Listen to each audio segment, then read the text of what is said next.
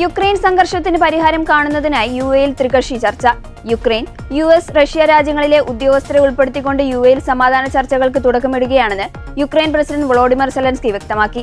വെള്ളി, ശനി ദിവസങ്ങളിലായിരിക്കും ഈ ചർച്ചകൾ നടക്കുക. റഷ്യ വിട്ടുവീഴ്ചയ്ക്ക് തയ്യാറാകണമെന്നും ആത്മാർത്ഥമായ ചർച്ചകളിലൂടെ മാത്രമേ പുരോഗതി ഉണ്ടാവുകയുള്ളൂ എന്നും സെലൻസ്കി പറഞ്ഞു. എന്നാൽ യുക്രൈനിൽ റഷ്യൻ ഉദ്യോഗസ്ഥർ നേരിട്ട് ചർച്ചകളിൽ ഏർപ്പെടുമോ എന്നതിനെക്കുറിച്ചോ ചർച്ചകളുടെ കൃത്യമായ രൂപരേഖകളെക്കുറിച്ചോ അദ്ദേഹം കൂടുതൽ വിവരങ്ങൾ വെളിപ്പെടുത്തിയിട്ടില്ല. അതേസമയം ലോകാരോഗ്യ സംഘടനയിൽ നിന്ന് യുഎസിന്റെ ഔദ്യോഗിക പിന്മാറ്റം കഴിഞ്ഞ ദിവസം മുതൽ പ്രാബല്യത്തിലാണ്. യുഎസിന്റെയും ലോകത്തിന്റെയും ആരോഗ്യരംഗത്തെ ഈ തീരുമാനം ദോഷകരമായി ബാധിക്കുമെന്ന മുന്നറിയിപ്പുകൾ നിലനിൽക്കെയാണ് നീക്കം. ഐക്യരാഷ്ട്ര സംഘടനയുടെ ആരോഗ്യ ഏജൻസിക്ക് നൽകാനുള്ള $260 മില്യൺ ഫീസ് നൽകാതെ പിന്മാറുന്നത് യുഎസ് നിയമത്തിന്റെ ലംഘനമാണെന്നും ചൂണ്ടിക്കാണിക്കപ്പെടുന്നു. 2025 യുഎസ് പ്രസിഡന്റായി ചുമതലയേറ്റ ആദ്യ ദിവസം ഡൊണാൾഡ് ട്രംപ് ലോകാരോഗ്യ സംഘടനയിൽ നിന്ന് പിന്മാറാനുള്ള തീരുമാനമെടുത്തിരുന്നു.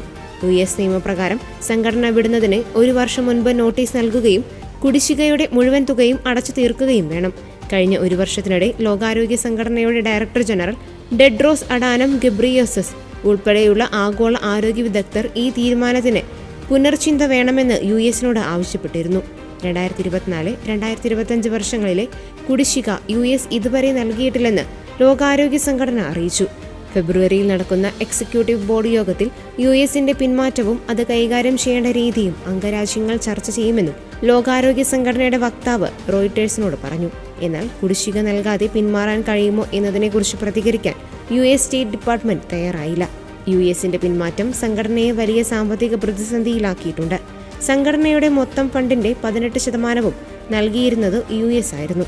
ഫണ്ട് വെട്ടിക്കുറച്ചതോടെ മാനേജ്മെന്റ് ടീമിനെ പകുതിയായി കുറയ്ക്കാനും ഈ വർഷം പകുതിയോടെ 1/4 ജീവനക്കാരെ പിരിച്ചുവിടാനും സംഘടന നിർബന്ധിതരായിട്ടുണ്ട്.